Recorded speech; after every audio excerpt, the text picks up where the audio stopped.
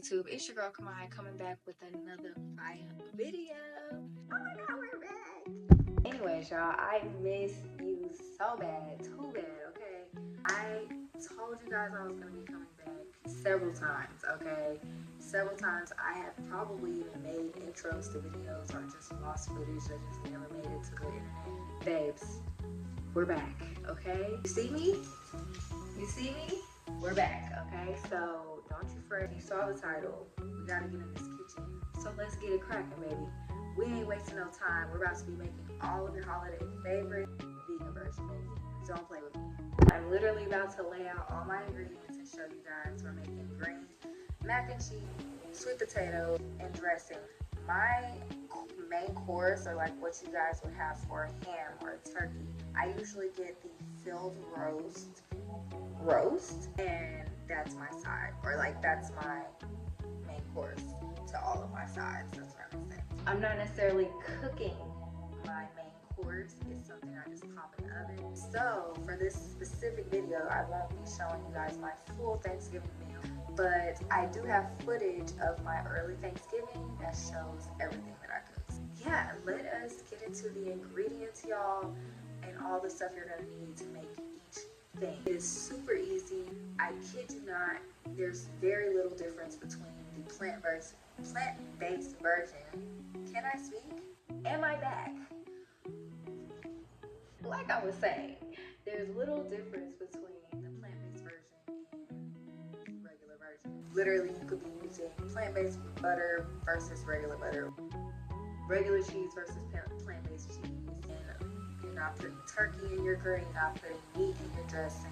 And a lot of my family members cook like that already anyway, so it just depends on you, babe. I'm just letting you know it's not hard to transition.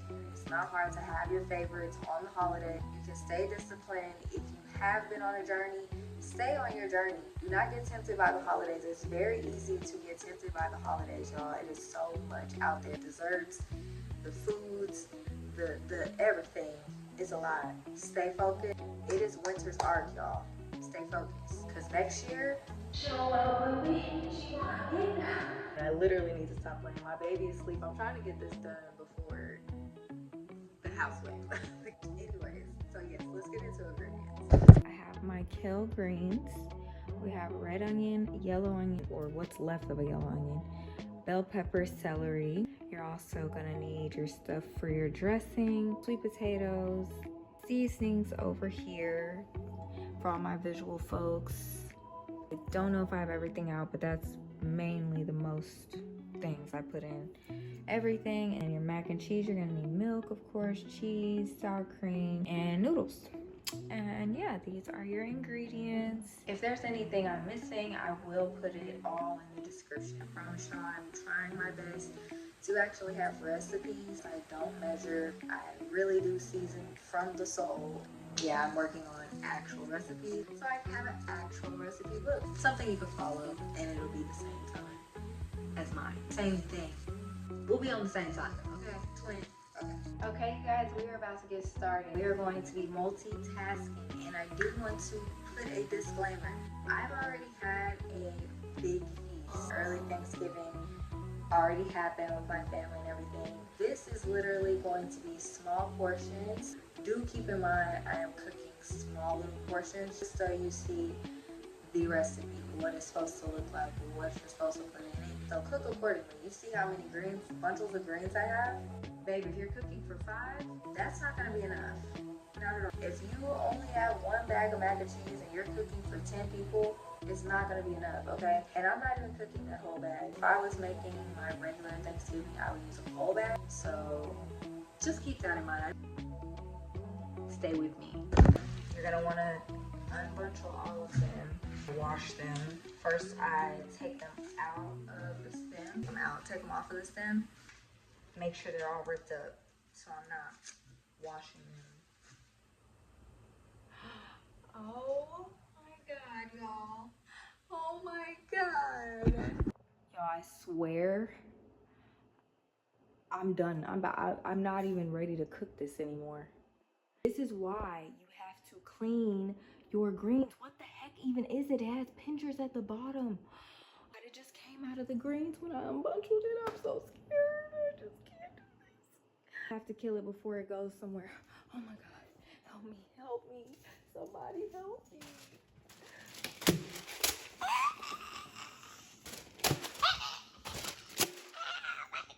It's the chaos. It's the chaos. I'm gonna wake up my baby. Y'all, when I tell you,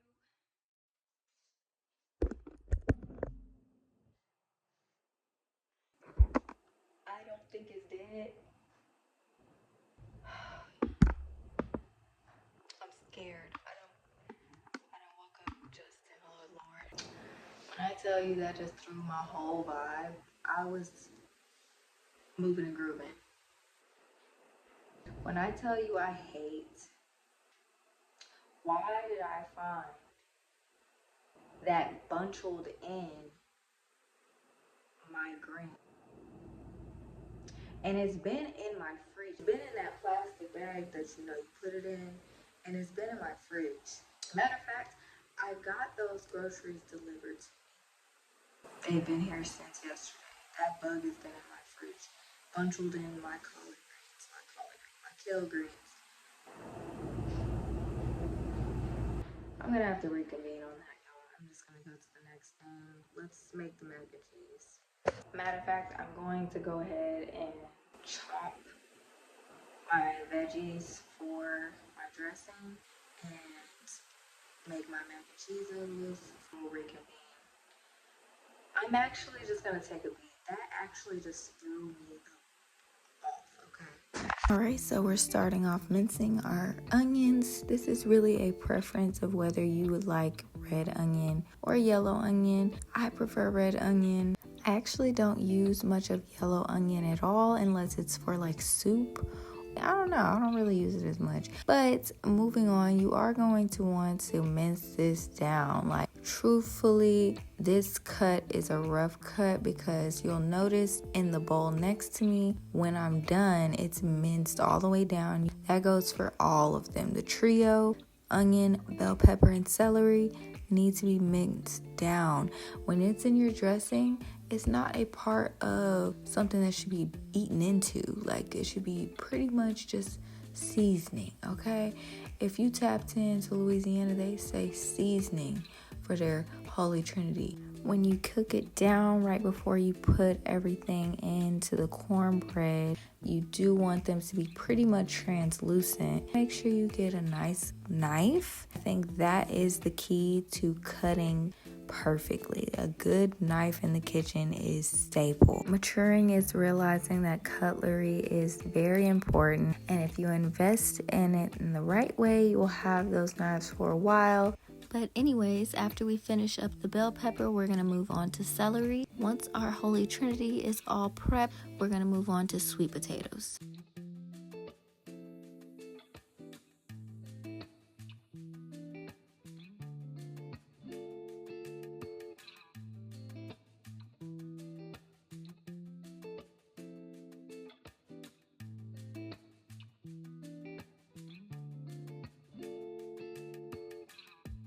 Okay, after we've rinsed our sweet potatoes, we want to start peeling them and then prepping them to be cut. Any type of discoloration on the potato hates to see me coming. I don't care if I have to peel it or cut it away, it's gone. I just want to see a yellow-orange potato. And again, I'm making a small portion, so I only needed a few potatoes. It all depends on how many people you have to feed and how big you're going to be chopping your potatoes. I like to say an even cut gets you an even cook, so try to make these as symmetrical as possible. I typically like to go for a small to medium potato cut.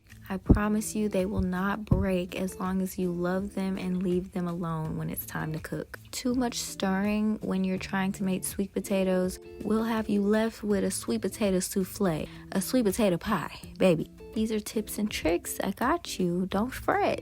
They also bring out a lot of water, so you don't have to add any. Moving on to our boiling pot of water for our Mac noodles. Just dump them in and salt it, leave it alone. Now we're gonna get our sweet potatoes ready to be put on the stove. Typically I would have my plant-based butter, but my grandparents and my mom were here buying a lot of groceries. So instead of it going to waste or being left in the freezer forever, I'm using it now. You want to have enough softened butter to coat all of the potatoes. So here I had 3 potatoes chopped down and I used 3/4 of butter. Use as much cinnamon as you like, that's your preference. And then I also use a pinch of salt, about a teaspoon.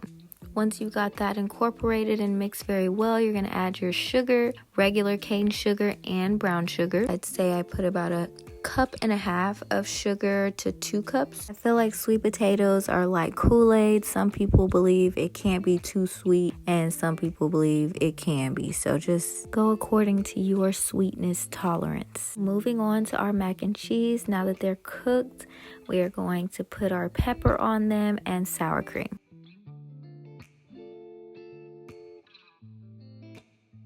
Now once you have your sour cream mixed in well, put them aside in the fridge until you're ready to put the cheese sauce on. We are just about finished. We're going to start on our cornbread for our dressing. Usually I would have Jiffy and cornmeal mix to have my dressing, but my Nana brought this from LA and I'm obsessed. It pretty much gives the balance that I try to do with mixing Jiffy and cornmeal, not being too sweet. It's just a good cornbread. And I also would usually do a flax egg instead of a real egg, but I wanted to make it just like hers, so I am going to try it with a flax egg later.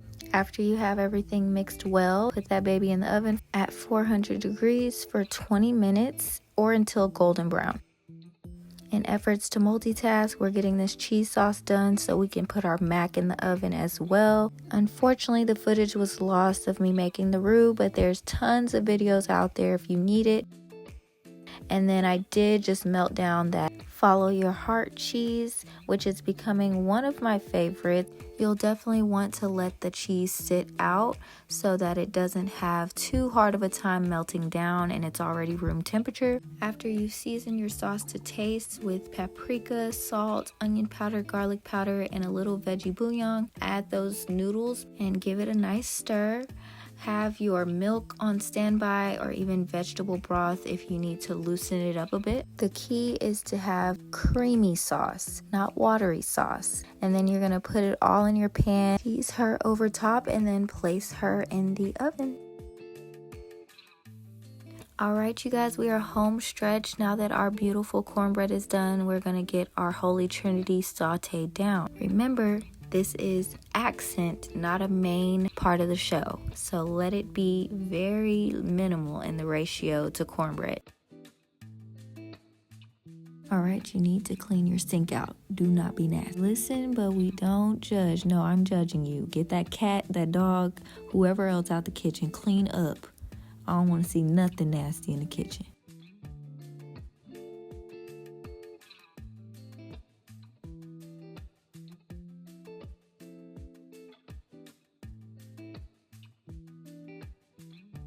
After seeing that bug in these greens, the water, you need to wash your greens several times. It is mandatory.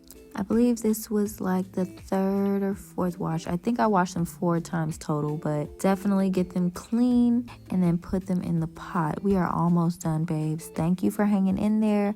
Like, comment, and subscribe to your girl, okay?